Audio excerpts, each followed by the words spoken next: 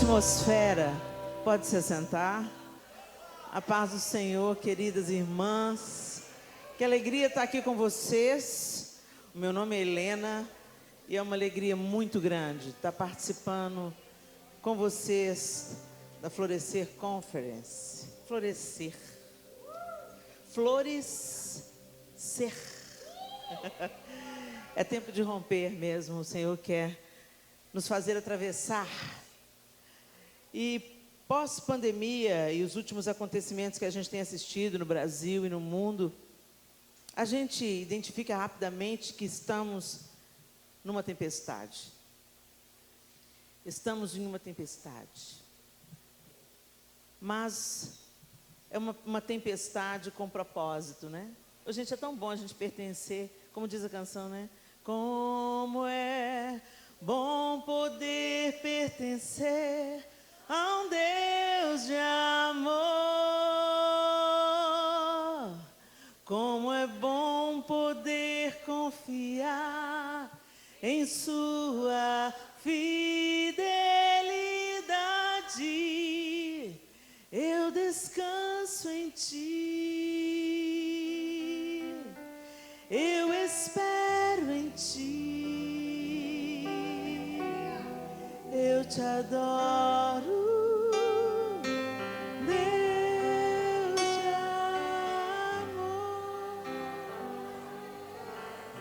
Às vezes a gente pensa que Deus está nos amando só quando as coisas estão do jeito que a gente quer.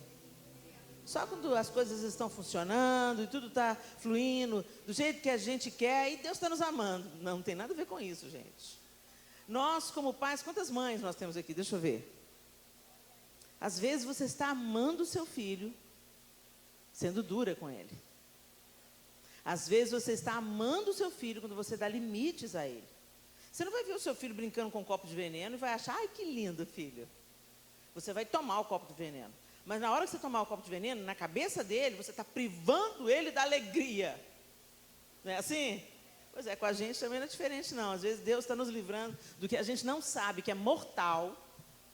Mas o Senhor está nos livrando, né? Ele está nos amando e a gente está achando ruim com Deus, fazendo bico com Deus. Mas eu espero que isso tudo que a gente tem vivido na nossa vida macro, ou seja, como sociedade, como pessoas, cidadãos e cidadãos não apenas do Alagoas, mas de todo mundo, né? Que a gente tenha aprendido alguma coisa com essas diversidades que atravessamos. O Senhor está nos treinando, o Senhor está nos esticando.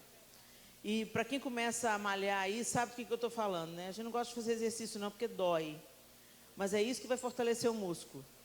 É isso que vai nos tornar resistentes. É isso que vai fazer você subir 3 lances de escada correndo e não morrer no final dela. Mas para você conseguir fazer isso, você vai ter que ser esticado, aperfeiçoado. E o Senhor está fazendo isso conosco para que a gente possa atravessar, para que a gente possa romper, para que a gente possa atingir o nosso objetivo. Na perspectiva bíblica, a palavra felicidade, ela nada tem a ver com... nada tem a ver uma coisa difícil. Tem a ver também, né? Na nossa perspectiva, felicidade, na perspectiva humana, no nosso idioma, na nossa perspectiva, felicidade está relacionada a um estado, uma disposição mental e emocional favoráveis. Então, se está tudo bem com as coisas ao meu redor, está tudo fluindo do jeitinho que eu gosto, eu sinto um bem-estar emocional, então isso é felicidade. Só que isso não é a felicidade bíblica. Isso é apenas um fragmentozinho, um pequeno fragmento da totalidade do que é felicidade bíblica, ou que é a bem-aventurança, né? A palavra bem-aventurado, na tradução para o português, ela passou a ser feliz, né? Mas bem-aventurado no original é muito mais do que um estado emocional e uma disposição mental favoráveis. Felicidade bíblica significa aquele que atinge seus fins, cumpre o seu propósito e floresce. Atinge seus fins. Para atingir o fim, gente, você vai ter que ralar um bocado. Para atingir os seus fins, você vai ter que permanecer na hora que todo mundo quer desistir. Para atingir os seus fins, você vai ter que insistir quando se cansar. para atingir os seus fins, só se você permanecer, não desistir e continuar caminhando, apesar de qualquer adversidade. Cumpre o seu propósito. Gente, o nosso propósito, às vezes a gente fica correndo atrás do nosso propósito particular, né? A gente vive um cristianismo que mais se parece com hedonismo, egoísmo, porque é moldado por esse tempo, por esse mundo adoentado. E pouco se parece com o Cristo, de onde vem a palavra cristianismo. Aquela história de quem quiser vir após mim, negue-se a si mesmo, tome a sua cruz e siga-me. A gente parece que esqueceu, mas Jesus não esqueceu, o evangelho continua imutável, gente. E o negue-se é quando a gente está perdendo a vida, é que a gente está ganhando. É no processo de autonegação que nós vamos nos distanciando do velho homem e vamos tornando-nos instrumentos de Deus na terra e cumprindo o nosso propósito, que é fazer discípulos de todas as nações. Fazer discípulos, gente, é arrancar a gente do inferno, como um dia nós fomos arrancados. E é muito mais do que entregar folheto ou fazer visita. Fazer discípulo não é fazer evangelismo. Fazer discípulo é testemunhar Cristo, até que todos aqueles que Deus traz para a roda da sua mesa, para os seus relacionamentos, seja no trabalho, seja na escola, sejam impactados pela vida de Cristo em você. Isso é que é fazer discípulos. As pessoas veem tanto Cristo em você que elas se torna irresistível seguir a Jesus, porque elas estão vendo os efeitos do Cristo que vive em você. É muito mais do que fazer evangelismo. E tem gente que pensa, não estou fazendo discípulo, eu estou entregando folheto falando, Jesus te ama. Ufa, cumpri minha obrigação. Não tem nada a ver. Jesus não entregou nenhum folheto. Jesus comeu com os caras, andava com os caras, operava milagres na frente dos caras, saía para orar, ensinava os caras a orar. Ia fazer visita na casa de que ninguém queria ir. Sabe os lugares que você não quer ir? É lá que você precisa de ir. É lá que está o seu propósito. Sabe esse propósito que só nos favorece? Você pergunta para o pessoal da nova geração, qual que é o seu propósito? Ah, o propósito de Deus é que eu seja grande na terra. Só que depende, o que você pensa que é grande na terra? Porque o maior na terra, o Todo-Poderoso que dividiu a história em antes e depois, ele viveu uma vida ordinária, simples. Ele não teve painel de LED, nenhuma grande banda e luz atrás dele. Pegou os 12, gente, o melhorzinho deles, o mais intelectual deles, era Judas. Por isso você vai ter uma ideia. Os caras eram pescadores, viviam uma vida rústica. Pedro andando 3 anos com Jesus, estava armado. Lá no Getsemane, arrancou a orelha de Malco. Mau elemento. E ele era duramente criticado porque comia com pecador, comer com o outro. Na cultura judaica se eu estou comendo com fulano é porque eu sou amigo dele. Então imagina o escândalo, eu vou comer na casa do corrupto, do ladrão, do safado do Zaqueu. E o que aconteceu naquela refeição que o homem saiu restituindo todo mundo? Se tornou discípulo. E o Pedro, que estava com a espada, morreu crucificado de cabeça para baixo, por amor a Cristo. Para mim, a maior evidência da ressurreição de Cristo não é a tumba vazia. A maior evidência da ressurreição de Cristo é quem os discípulos se tornaram. Porque eles não morreriam, seriam açoitados, perseguidos, partidos ao meio, se eles não tivessem visto Jesus ressurreto. Porque na época de Jesus, gente, outros cristos existiam. Muitos outros falsos messias surgiam e diziam, eu sou o Cristo. Aí ele tinha um tanto de discípulo, daí a pouco morria. Ah, não era ele, porque se é o Messias, não ia morrer, porque os judeus estavam esperando o Messias, que ia ser um reformador político. Eles não entendiam ainda o reino de Deus. Nem os próprios discípulos de Jesus só foram entender mais tarde. O que é ser grande na terra? Atinge os seus fins, cumpre o seu propósito. E o floresce vem no final. E floresce. Quando você observa uma planta, ela tem todo um processo para romper em flor, não é? E eu queria trazer a história de um florescimento dentro da fornalha. Abra sua Bíblia comigo em 2 Reis, capítulo 11. 2 Reis 11, e eu vou usar a versão NVI.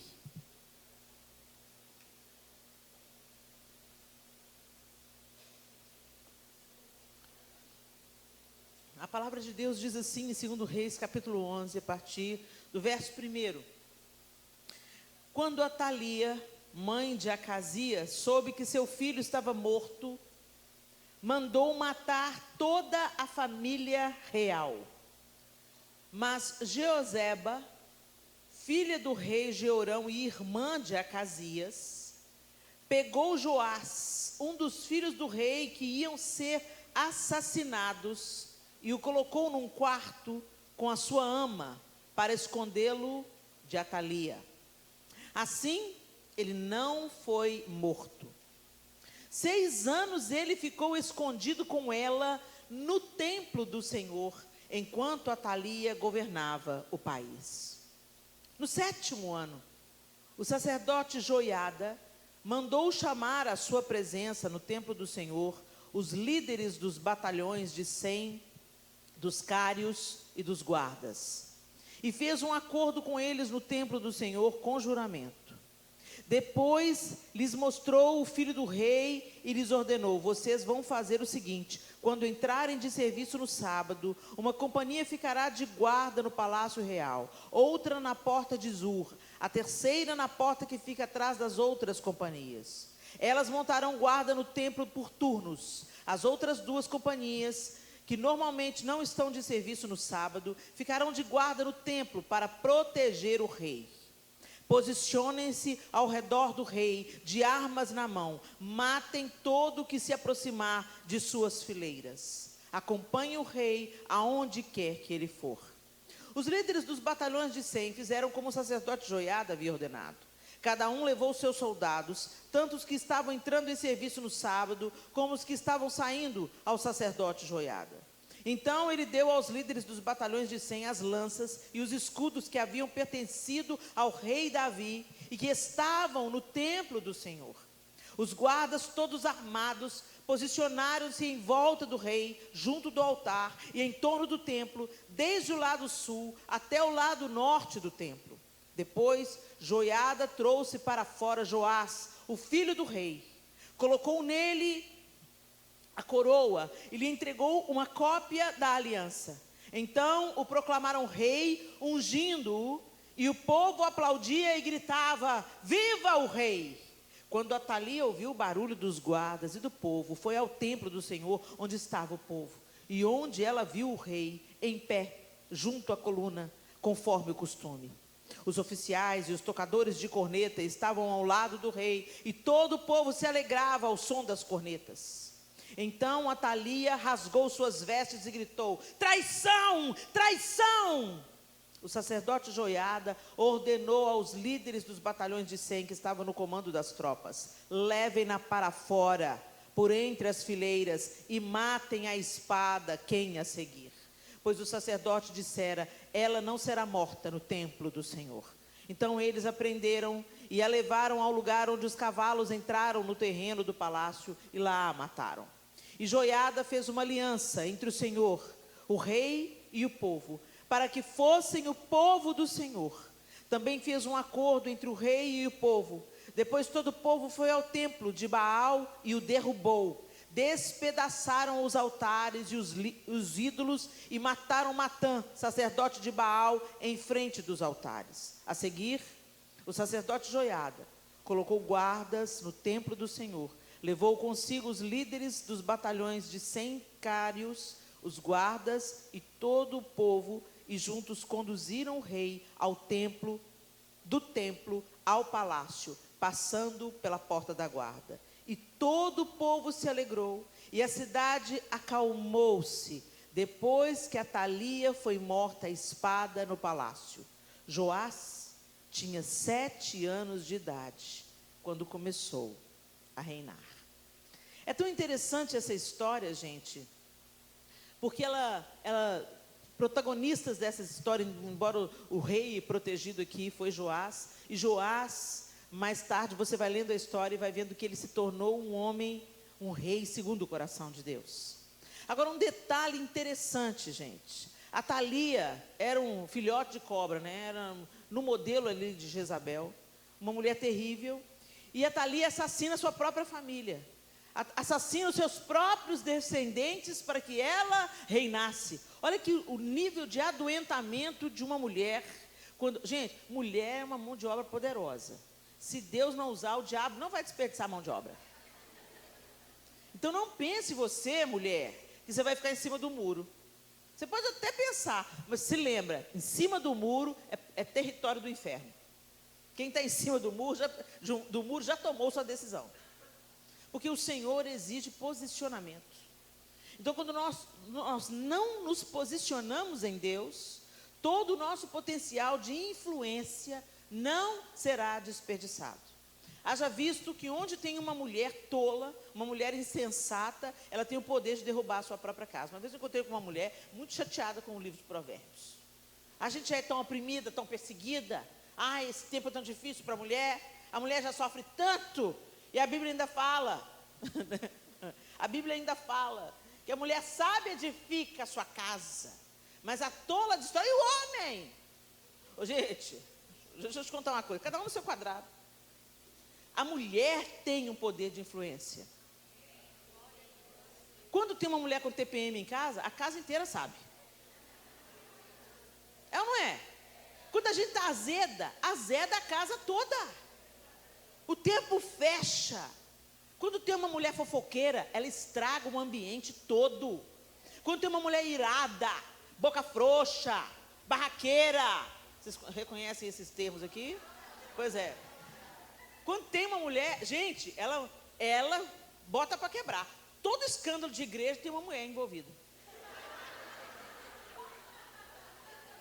Estou dizendo que os homens são santos, não. Não estou dizendo que os homens são santos. Mas só para te dar um spoiler, se fala muito hoje em dia da violência contra a mulher, né? Que os homens são abusivos contra as mulheres. Quando a gente vai puxando o fio da meada, na história desse psicopata, tem uma mãe doida. Sério, gente. Em muitos casos, quando você vai analisar a posição abusiva de um homem, às vezes é um pai que foi abusivo, um pai que foi embriagado e o filho mira no encontro do pai. Mas eu estava conversando com uma terapeuta sobre esses desdobramentos. Como é que um cara casa direitinho com uma mulher, ama essa mulher e depois se torna um marido agressivo, um marido que bate? E vários são os diagnósticos e as histórias. Mas ela falou que é muito reincidente no consultório dela, quando ela vai puxando o fio da meada, 2 situações.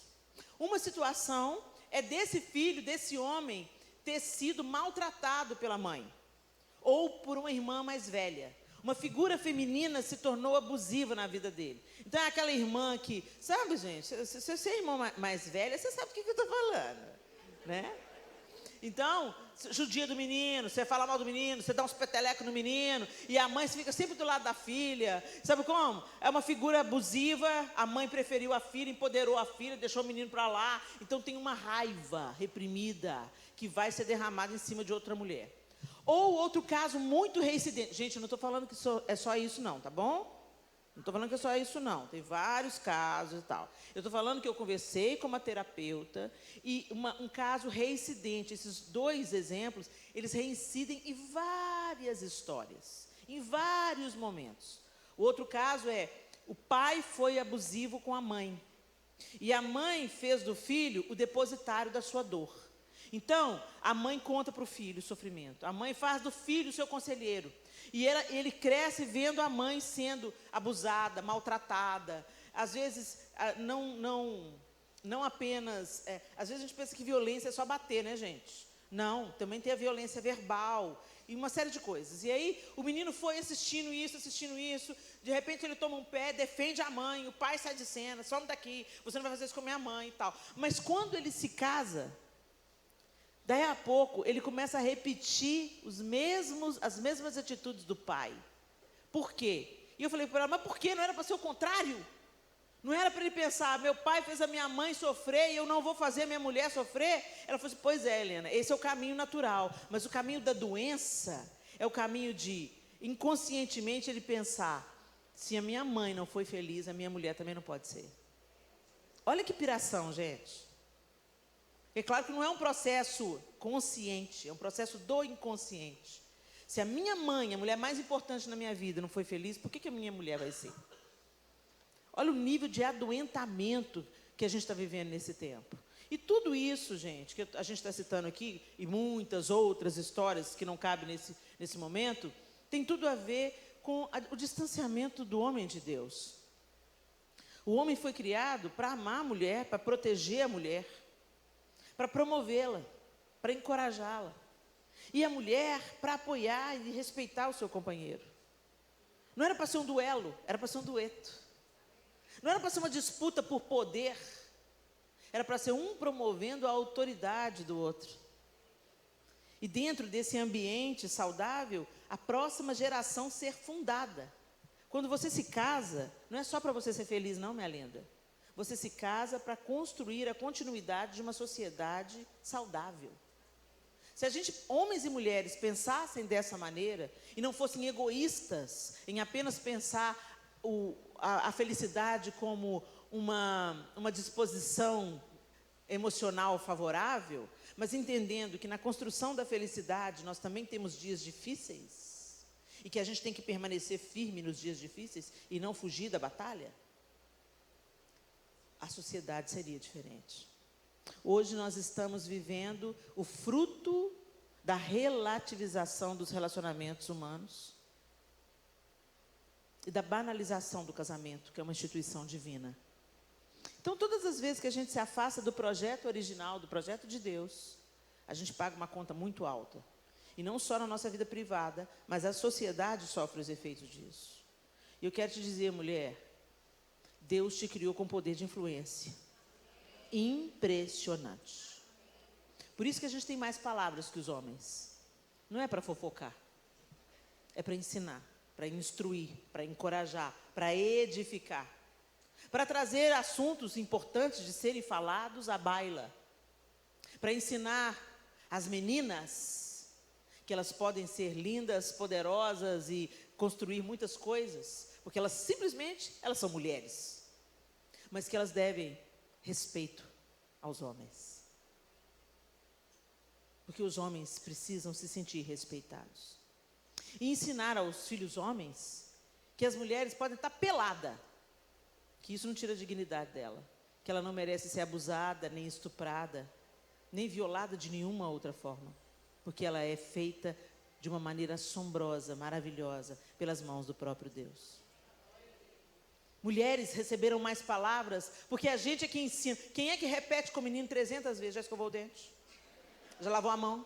Vai passar desodorante? O homem pode até falar, gente, o pai pode até falar, rapaz, vai fazer isso assim, assim, e tal. E é maravilhoso quando o homem entra na parada, porque às vezes a gente fala, tem pouco efeito, mas o pai só olha e já resolve a parada. Entendeu? É para ser a dupla. Não é para disputar poder, cada um tem o seu nível de autoridade, de influência. E nós, mulheres, somos educadoras por vocação.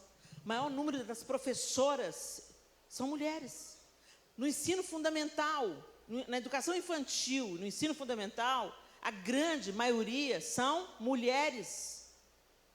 Nós somos educadoras por vocação. E se a gente não educar de maneira certa, nós vamos educar de uma maneira torta. Quando a mulher fala com a filha dela, não dependa de homem nenhum. Parece uma coisa muito boa. Parece uma coisa muito boa, mas está gerando nas mulheres um sentimento de que elas são autossuficientes. E nós não somos. Nós precisamos uns dos outros. Nós precisamos uns dos outros. Eu detesto o discurso que desvaloriza um gênero, desvaloriza o outro. Eu odeio esse discurso. Porque Deus criou os dois com propósitos. E quando a gente foge dos propósitos, a gente sabota o nosso florescimento. Então a gente vê os gêneros, os sexos se degladiando, um desmerecendo, um desvalorizando. Os homens não assumem responsabilidade. São opacos, covardes, bananas. Por quê? Porque as mulheres ficaram fáceis. Tem um ditado da minha avó, da avó de uma amiga minha, que ela me ensinou recentemente, que falava assim: para que eu vou comprar uma vaca se eu recebo leite de graça? Mulher faz tudo, mulher paga a conta. Mulher anda de perna aberta, mulher bebe, mulher fuma, mulher dá, transa à vontade. Para que o homem vai valorizar uma figura dessa? O que de interesse? Para que ele vai assumir um compromisso? Ter uma mulher só falando na cabeça dele: vem cá, me ajuda com os meninos. Não. Isso gerou uma geração de homens acomodados. Os caras já, no primeiro encontro, ele quer rachar a conta. Isso já é um prenúncio de que ele não quer assumir uma responsabilidade sozinho. E as mulheres acham lindo. Isso mesmo, eu pago minhas contas, não dependo de homem nenhum. Depois tem o filho, e aí ela tem que virar 4. Ela tem que ser mãe, ela tem que trabalhar fora, porque ela tem que bancar as coisas dela. E o outro está folgado. O meu marido sempre me ensinou: minha linda, não dá folga para homem não, porque homem folga naturalmente. Então, quando eu estava educando os meus filhos, eu falava: sejam homens. Sejam homens. Assumam uma mulher. Honrem essa mulher. Quando ela for jovem, durinha, bonitinha, e quando ela ficar velha e enrugada, honrem essas mulheres. Sejam homens de palavra.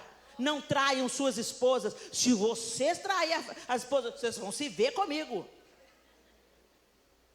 Mas as mulheres abriram mão.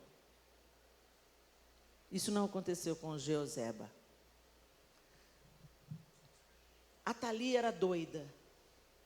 E as doidas têm essa Ariana, eu não estou retendo tanto as palavras como você, né? Como você percebeu, sou pesada em palavras. Mas a Thalia era doida. E ela queria o quê? Poder. Onde tem uma mulher que quer poder, ela passa por cima de tudo. E começou com Eva. Gente, a mulher estava no paraíso. Faltava alguma coisa para ela? Faltava nada. Estava lá feliz com o homenzinho dela. Era a rainha do paraíso. Ele olhou para ela, ficou de 4, caiu a boquecha e falou: essa é osso dos meus ossos, carne da minha carne. Vocês já viram quando tem um homem apaixonado, quando ele fica com aquela cara de bobão? Pois é, Adão era assim. Ela estava lá dominando o pedaço, gente. Não tinha concorrência. Estava lá. Deus deu para ela o poder de dominar também. Falou: vocês dois vão dominar sobre a criação. Vocês vão cultivar o jardim. Então o trabalho já existia antes da queda, né? Vocês vão cultivar o jardim. E estava tudo bom, tudo em ordem, tudo fluindo. Deus já tinha dado a ordem para multiplicar. Uma questão de tempo, né? Muita gente pensa que o pecado original foi o sexo. Não tem nada a ver. O pecado original foi a desobediência. E aí, de repente, o projeto de poder da serpente pareceu melhor. Como é que você vai fazer? Você não vai comer da árvore do conhecimento do bem e do mal? É claro que você não vai morrer, querida. Claro que você não vai morrer. Você vai ser como Deus, conhecedora do bem e do mal. Fala sério, gente. Até hoje esse projeto está rolando aí. A gente adora ser poderosa. A gente adora ser autossuficiente. A gente não quer depender de ninguém. A gente não quer ser humilhada. A gente quer ser grande na terra. Então o que você está fazendo com o cristianismo? Vai viver outra coisa para sua vida, minha linda. Porque o cristianismo é um chamado a não se ocupar só do seu umbigo. O cristianismo é um chamado de autonegação, que é um processo voluntário de seguir a Cristo, amando o outro como você foi amada por Ele. De considerar o outro superior a vós mesmos. A submissão não é uma coisa que foi dada para a mulher, não, foi dada para o cristão. No mesmo capítulo que o apóstolo Paulo fala aos Efésios, mulheres, sujeitem-se aos seus maridos, poucos versículos antes ele fala, sujeitando-vos, enchei-vos do Espírito. Como? Falando entre vós com salmos, cânticos e hinos espirituais, cantando e salmodiando a Deus no vosso coração, dando por tudo graças a Deus em nome de nosso Senhor Jesus Cristo e sujeitando-vos uns aos outros no temor do Senhor. Os cristãos não têm poder de se submeter uns aos outros, ou seja, de respeitar uns aos outros e de conhecer o poder e o propósito de Deus na vida do outro, tanto quanto na sua vida. Não tem um superior ao outro, não tem um melhor do que o outro. A graça nos nivela. Nós somos iguais diante de Deus, homens e mulheres, nós somos iguais, nivelados pela graça de Deus. Mas somos iguais e somos diferentes. Porque cada um tem uma beleza e um propósito. Então olha para essa mulher que está do seu lado e fala assim, você tem um propósito. E você tem muita influência. E o que você está fazendo com ela? Se você não está influenciando para o bem, você está influenciando para o mal, gente. Fato. E a história que nós lemos acabou de nos apresentar a Thalia. Ela ficou sabendo que o filho morreu e ela já tramou um plano para ela ascender ao trono, para ela governar. E nenhum dos seus netos. Olha que mulher doida, eu estou doida para ser avó, a mulher matando os netos dela. Que absurdo. Mas uma mulher que é cega pelo desejo de poder, ela passa por cima de tudo e ela mata. Hoje não mais literalmente, quer dizer, né? De uma maneira geral, que de vez em quando a gente vê umas manchetes aí. Mas de uma maneira geral, a gente não tira a vida de uma pessoa enfiando uma faca nela, mas a gente esmaga uma pessoa, a gente oprime uma pessoa, a gente apaga uma pessoa. A gente mata o propósito de Deus na vida da nossa descendência, quando nós não entendemos qual é o nosso valor e o nosso propósito em Deus. Mas em contrapartida, tinha uma Jeozeba. Tinha uma Jeozeba, a irmã de Acasias. E o que ela fez? Quando ela viu a loucura se apoderando de Atalia, ela pegou o caçula, ela pegou o bebê, e ela escondeu na casa do Senhor, ela escondeu no templo. Gente, que coisa linda. E a gente pensa que foi só uma mulher entrando e tendo misericórdia de uma criança e salvando uma criança para que ela fosse livre do extermínio. Mas, gente, se não fosse esse ato, a profecia de que o Messias viria da casa de Davi seria interrompida. Joás era o único descendente de Judá. Então, uma mulher com uma atitude corajosa foi o instrumento de Deus para que a profecia seguisse o seu curso e Jesus viesse da descendência de Davi. Quanto que você está disposta a correr risco para que o propósito de Deus seja cumprido? Será que nós estamos dispostas a vivenciar a bem-aventurança bíblica, onde nós atingimos os fins, cumprimos o propósito e florescemos? Mas para isso nós vamos ter que romper com o ego, romper com o egoísmo, romper com os interesses particulares. E, gente, entenda, nós hoje somos formatadas no interesse particular, em detrimento do reino de Deus. Nós falamos que pertencemos a um rei, nós cantamos, estampamos nas nossas camisetas que nós somos sacerdócio santo, povo eleito, Mas nós não vivemos de acordo com aquilo que falamos que cremos. Nossas prioridades não são o reino. Nós buscamos em primeiro lugar tudo, menos o reino de Deus e a sua justiça.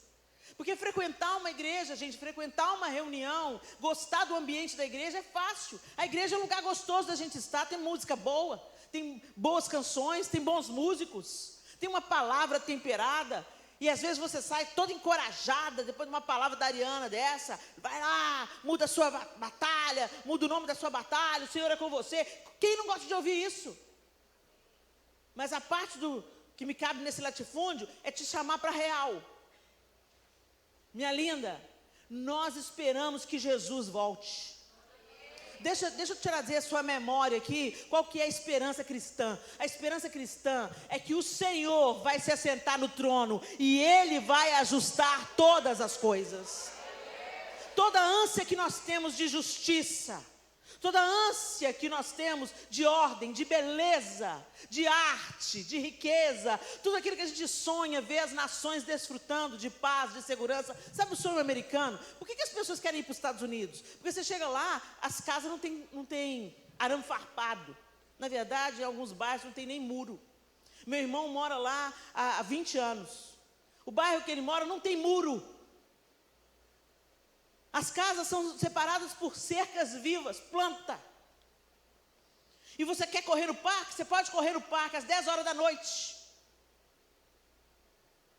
É claro que lá não é o paraíso, gente, lá não é o céu, não. Quando você vai vivendo lá, você vai vendo que também tem as dificuldades deles. Mas as pessoas são atraídas por essa sedução de poder desfrutar e morar num lugar de tranquilidade, de segurança. Muitas pessoas abriram mão do seu idioma, de viver com a sua família, porque quer criar os filhos num ambiente onde não se sente ameaçada. Quando os meninos não chegam às 10 horas da noite, a gente já fica pirando, pensando, foi um assalto relâmpago, não foi estuprada, não foi...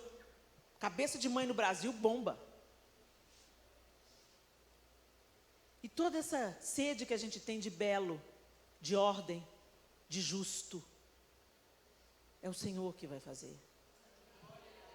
A gente pode tentar fazer, elegendo governantes sérios, torcendo para tudo dar certo, orando pela nossa nação. Mas é verdade, gente, que quem vai colocar em ordem a bagaça mesmo é Jesus. Porque a desordem que nós estabelecemos, ela está tão acentuada, a maldade, a iniquidade cresceu de tal maneira, que é o Senhor que reina. Mas, enquanto Ele não se assenta no trono e põe em ordem todas as coisas, nós já vivemos hoje como a antecipação do que aguardamos. Então nós hoje caminhamos em justiça e retidão. Nós hoje trabalhamos pela justiça. O ambiente que a gente vive hoje é mais bonito, é mais limpo, é mais organizado.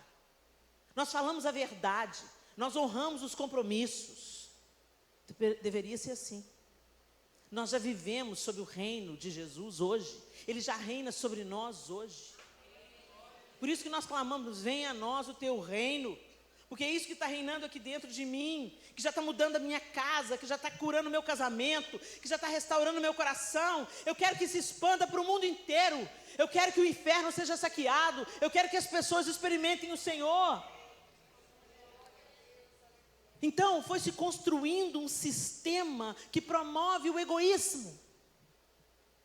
E aí quando a gente canta assim, se tentaram matar os teus sonhos, sufocando o teu coração, se lançaram você numa cova, aí o povo chora. E ferido, perdeu. Você traz a história do drama todo para o seu drama pessoal.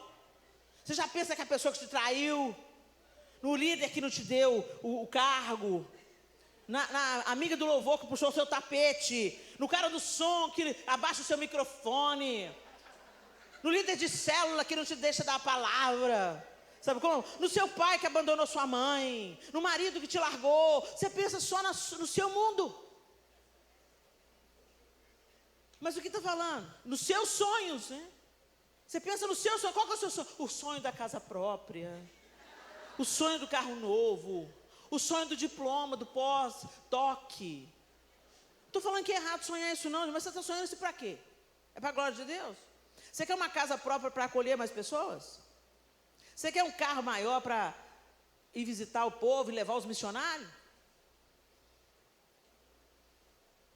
Deus deu o que Ele tinha de melhor, mas você só quer o melhor de Deus e não der nada? Que Cristo é esse que você está seguindo? Jesus deu a própria vida.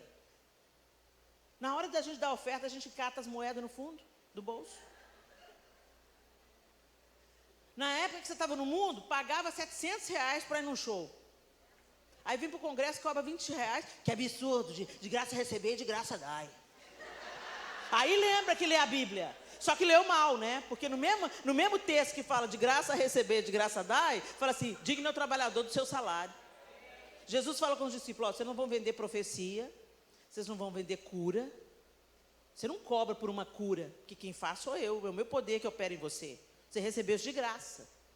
Você não vai cobrar por profecia, porque a palavra profética não é sua, é minha. Você é apenas o meu instrumento. Vocês estão recebendo poder para ressuscitar mortos.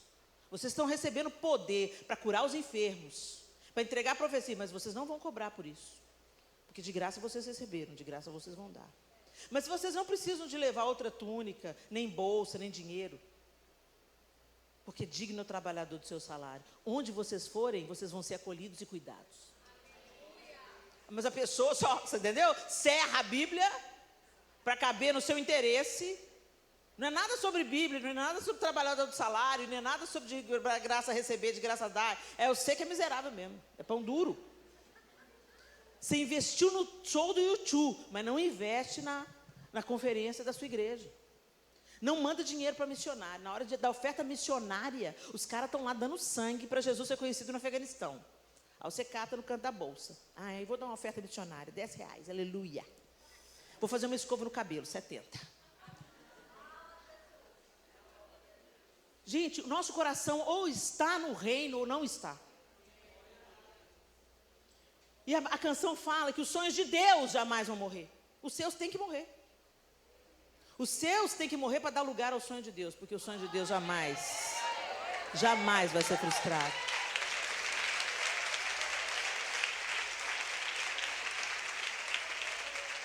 Deus quer levantar você na sua geração. Deus quer fazer de você uma mulher sábia.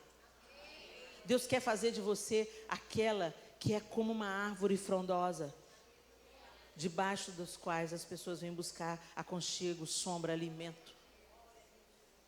E, gente, não tem maior alegria na nossa vida do que cumprirmos o nosso propósito. Mas o diabo tenta ficar enredando a gente nos projetos de poder humano. E a gente não põe nada dentro do caixão. Você pode conquistar o mundo. Nem a roupa que você vai ser enterrada, você vai escolher. A não ser que você seja muito doidona e deixe instruções claras sobre isso. Caixão não tem gaveta. Mas a gente investe no que é passageiro, mas não investe no que é eterno.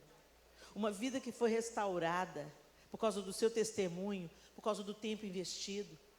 O missionário que foi sustentado no campo, porque você às vezes fez cantina na igreja para levantar dinheiro, para mandar para o missionário. Isso tem uma reverberação eterna. A Thalia queria poder e Jeoseba queria proteger o propósito de Deus. Era o descendente de Judá, ele tinha que ser protegido, tinha algo muito maior em jogo. E não apenas a proteção da descendência do Messias, mas Joás se tornou um rei justo, um rei aprovado pelo Senhor. Ele derrubou os altares de idolatria em Israel. Ele trouxe um tempo de bênção sobre o povo. Não menospreze as pequenas coisas que Deus coloca no seu caminho. Ele era um bebê, mas teve coragem. Ela podia ter sido morta por traição. E como é que ela fez, gente, para esconder esse menino? 6 anos, criança corre, criança grita, né? Criança é agitada. Como é que ela fez para proteger, para esconder esse menino dentro do templo do Senhor? 6 anos. 6 anos. E no 7º ano, 7 é o número da perfeição, o sacerdote Joiada proclama Joás rei sobre Israel, com 7 anos de idade. O que nós estamos fazendo com a nossa vida, meninas? A gente está vendo a infância sendo garfada. As nossas crianças estão no alvo do inimigo. Ideologias, prostituição infantil, abuso infantil, violência doméstica. Crianças que estão sendo mortas pelos próprios pais, ou avós, ou cuidadores. As notícias estão cheias aí, crianças aprisionadas, crianças acorrentadas. Isso, as histórias que vêm à tona, e as que estão acontecendo agora mesmo. E a gente não tem a menor ideia. E o que nós, como mulheres, estamos fazendo? Será que nós estamos sendo a Jeoseba desse tempo? Será que nós estamos sendo a Débora do nosso tempo? Será que Deus pode contar com a nossa feminilidade para nós nos erguermos como intercessoras, como juízas, como médicas, como dentistas, como assistentes sociais, como mães, como professoras, que não ficam só vivendo a sua própria vidinha medíocre, pensando no próprio umbigo ou no carro novo, mas que se envolve para que uma nova geração saudável, que conhece a Cristo, cheia de autoridade, se levante. É muito fácil a gente ligar a televisão e ficar, ai, que absurdo. Ir para a rede social e falar, estou indignada.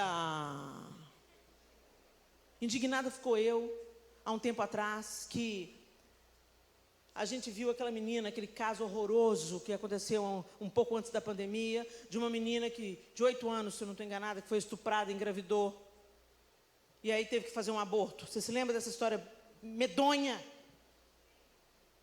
Só que ninguém conta que ela fica livre do bebê, ela fica livre da gestação, mas ela nunca mais fica livre do trauma de um aborto. Um aborto é traumático.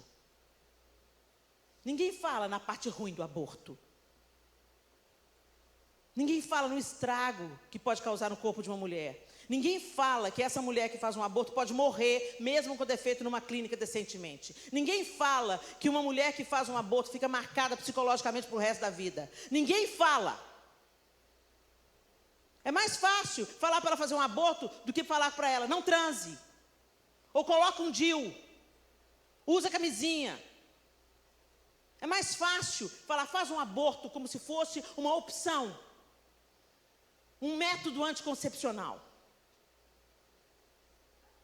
E que loucura isso está acontecendo. E quando passa a aprovação do aborto nos países, há uma celebração das mulheres. As mulheres que deveriam ser protetoras da vida estão celebrando os sacrifícios a Moloque.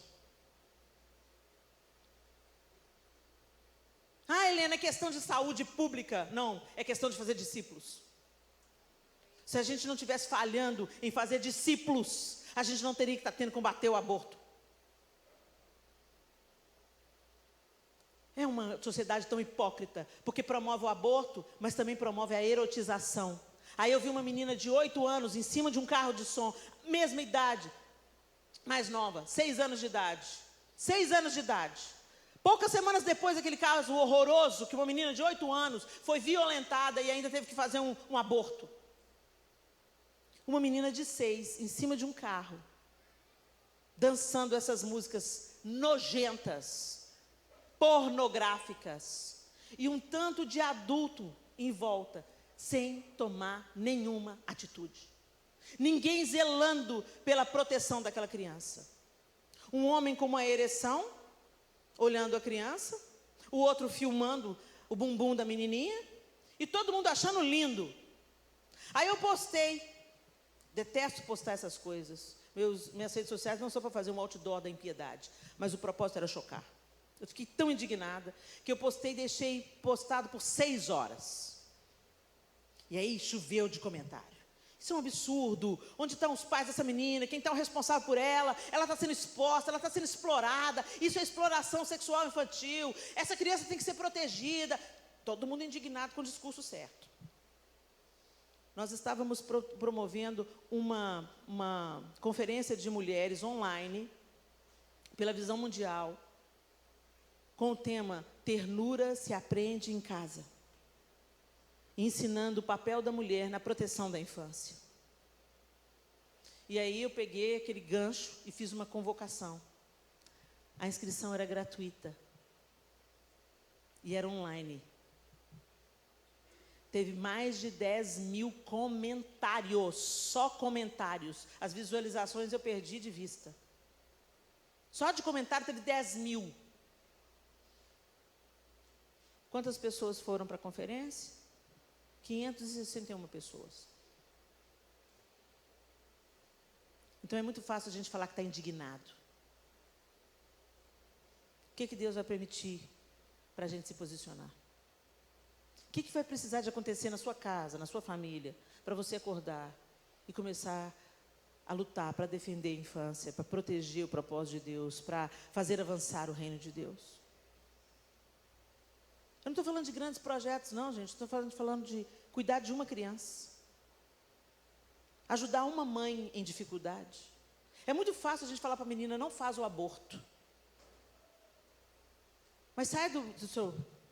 Vai abortar não, eu te ajudo a criar. Não vai abortar não, eu pago o colégio desse menino. Não vai abortar não, eu sou responsável pela comida dele até ele completar 18 anos. Gente, Deus está nos chamando para o envolvimento. E não apenas para a indignação. Jesus não ficou lá do céu falando assim, vou salvar vocês, hein? Vou salvar vocês. Ele encarnou no ventre de uma mulher. Ele viveu no anonimato durante 30 anos. Ele se envolveu, ele encarnou, ele vestiu a nossa roupa, viveu a nossa humanidade, derramou a sua própria vida, nos reconciliou com Deus Pai, ressuscitou, está sentado à direita de Deus e voltará para reinar. E que igreja ele vem buscar? Uma igreja comprometida como ele se comprometeu. Não pense você que cristianismo é você carregar uma camiseta estampada ou dizer que Jesus é amor. Não, gente, é comprometimento.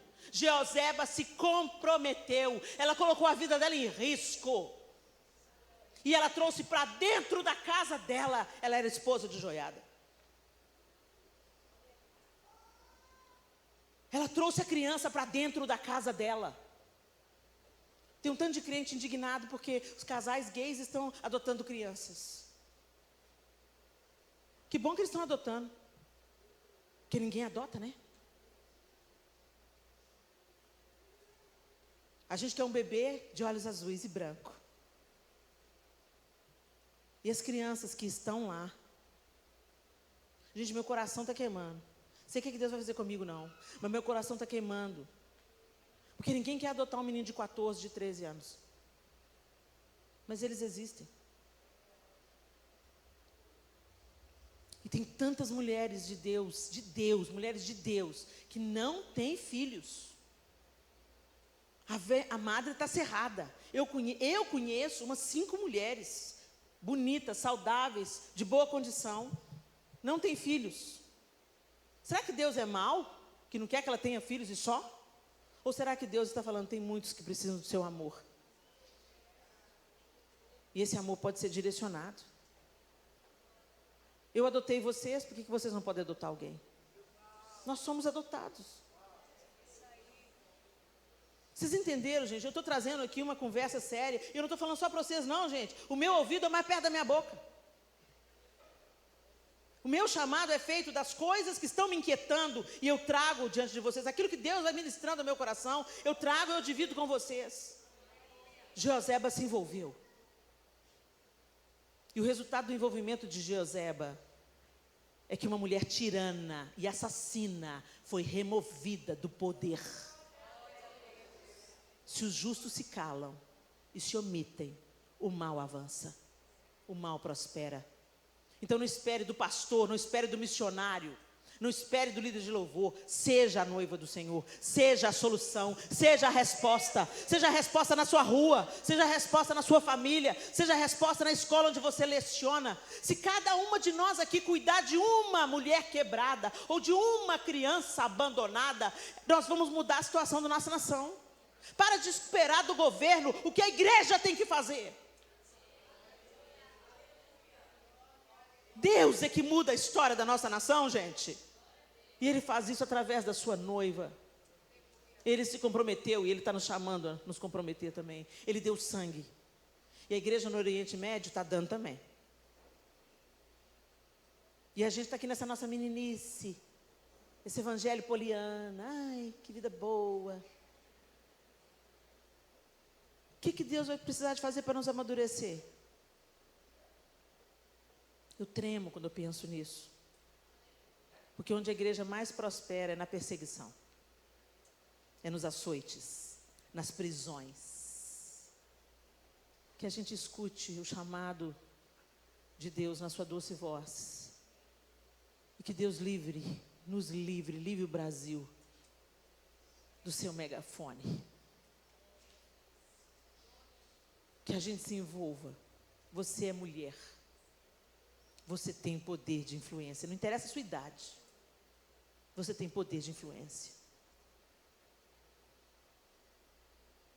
E nós somos comparados, dentro desse tema de florescer, eu só queria encerrar falando com vocês, que nós somos comparados pelo salmista no Salmo 92, a palmeira e ao cedro do Líbano. Aqueles que confiam no Senhor, aqueles que temem o Senhor, são como a palmeira.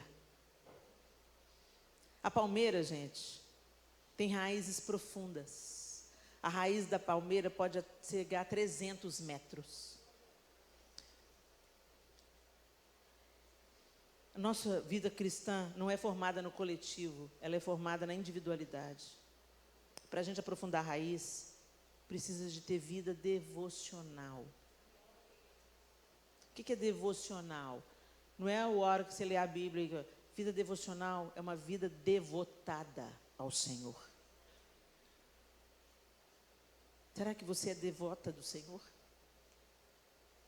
Aqui no Nordeste usa muito o nome devoto, né? Devoto. Devotada, entregue, rendida. O Senhor é o centro da sua vida?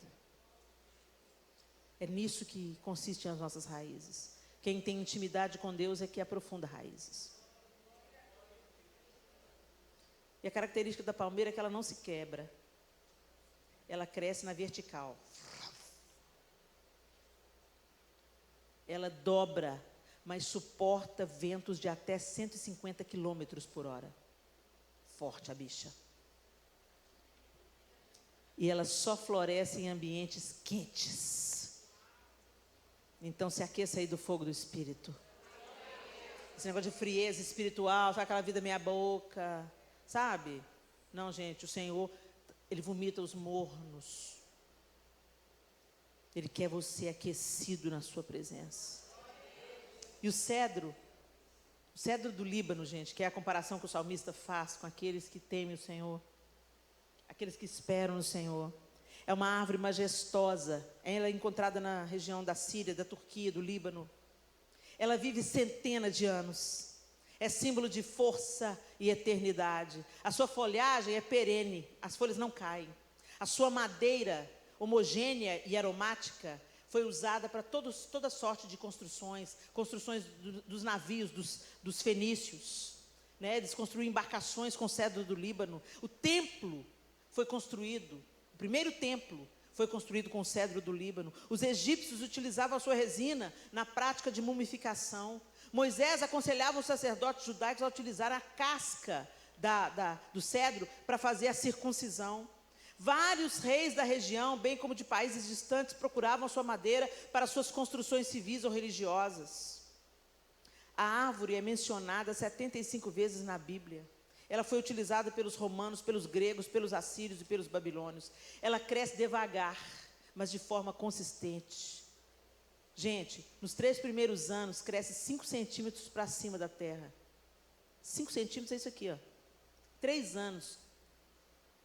O cedro cresce 5 centímetros para fora da terra e 1,5 metros para baixo.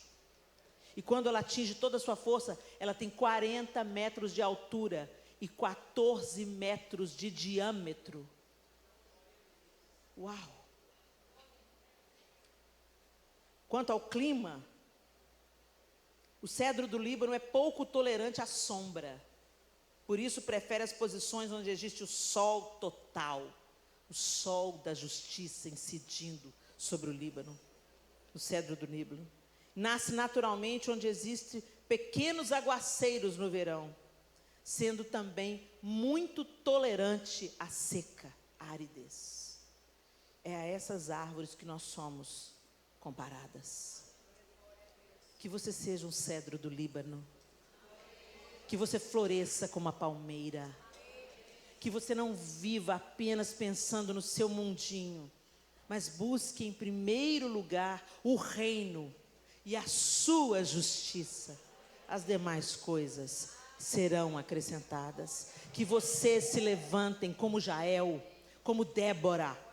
Que vocês se levantem como Jeozeba, para que toda Atalia seja destronada, para que toda posição de abuso, todo principado e potestade que se erga contra a infância, contra mulheres, que você se torne uma mulher cuidadora de mulheres, que você se torne uma mulher protetora da infância.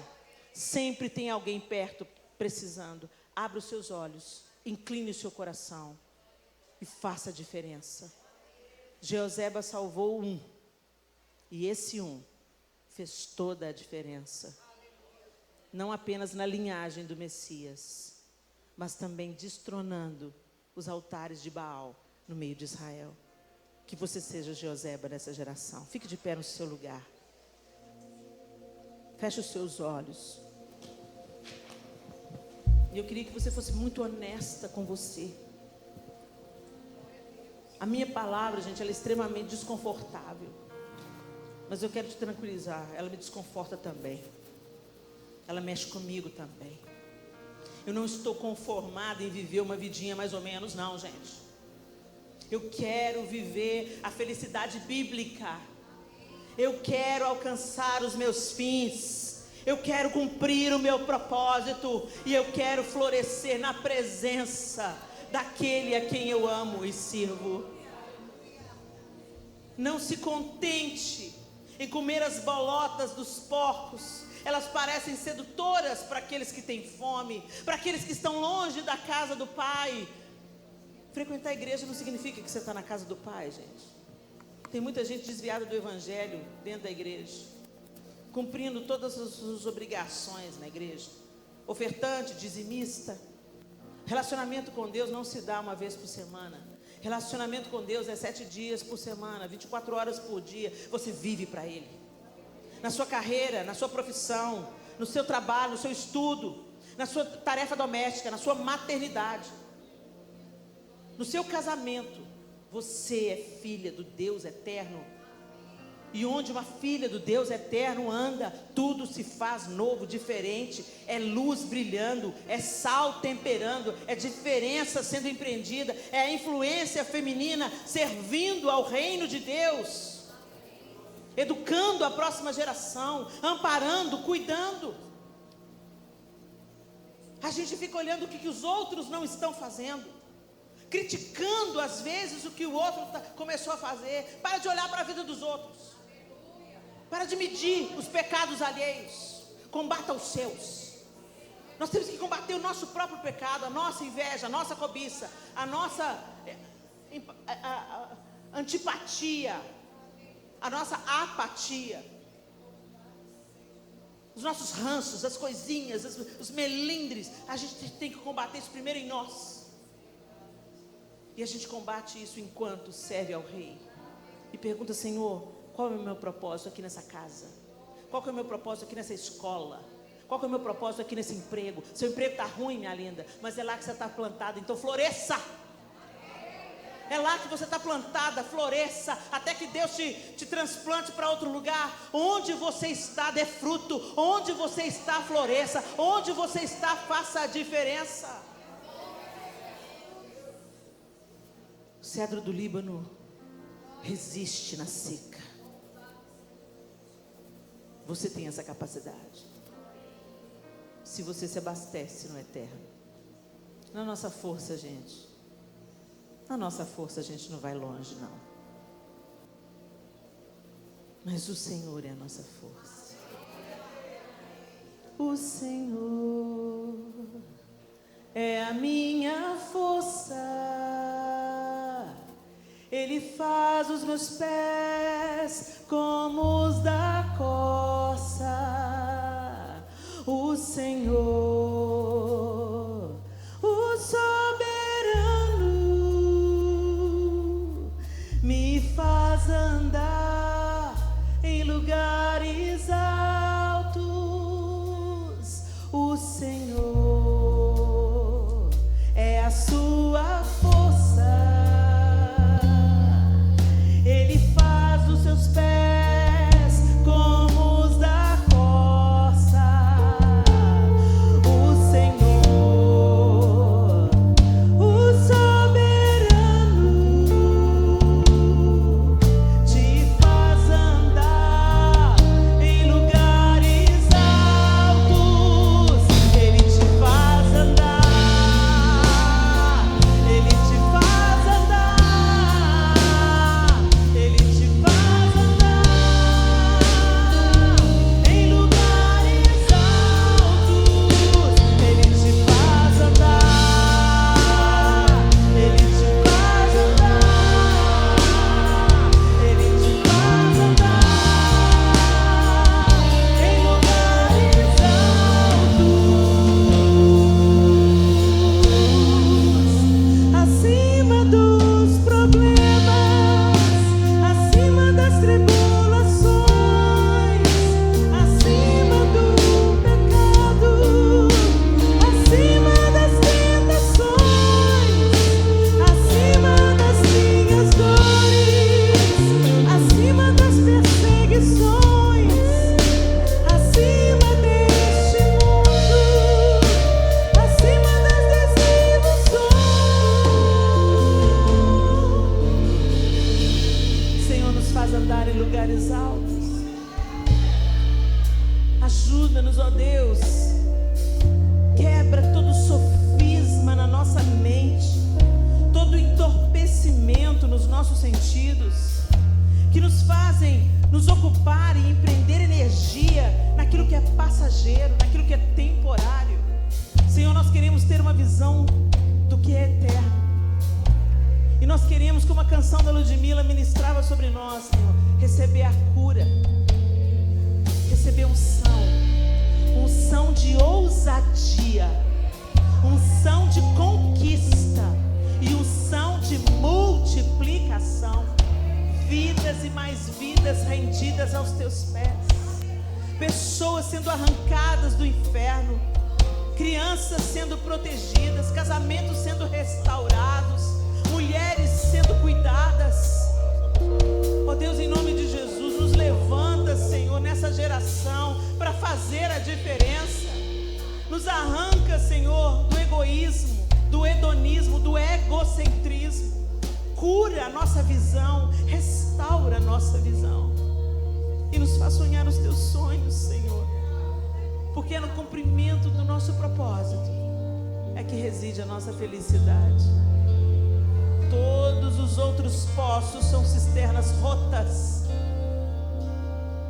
com ofertas de felicidade efêmera e temporária, que vão nos levar à morte. Mas a plenitude que encontramos no Senhor nos restaura, nos levanta, nos transforma, nos liberta e muda a vida de outros. Enquanto o Senhor trabalha em nós, o Senhor transborda na vida de outros. Muda a nossa visão, Senhor. Tira as escamas dos nossos olhos e nos arranca dessa vida que vive só para si mesmo. Que como Cristo, a gente também esteja disposta, como seus seguidoras, a derramar a nossa própria vida se for necessário. Mexe na nossa estrutura, Senhor. Transforma o nosso pensamento e produz em nós um coração totalmente teu. Em nome de Jesus. Amém e amém. Deus abençoe vocês, meninas.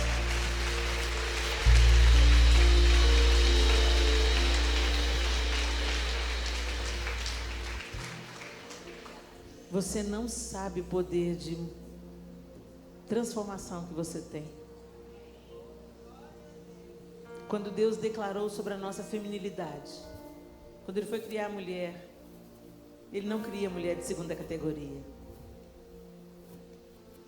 Ele decreta sobre ela: far-lhe-ei uma auxiliadora. Auxiliadora no original é Ezer. Ezer é socorro, auxílio, aquela que é solução. Auxiliadora idônea. Idônea é apta, capaz, competente e moralmente correta. Esse é o decreto de Deus sobre a mulher. Que você viva sob esse decreto. Você é solução. Você é resposta. Você é auxílio. Você é abrigo. E você é apta. É capaz. É competente. E é moralmente correta. Deus abençoe vocês.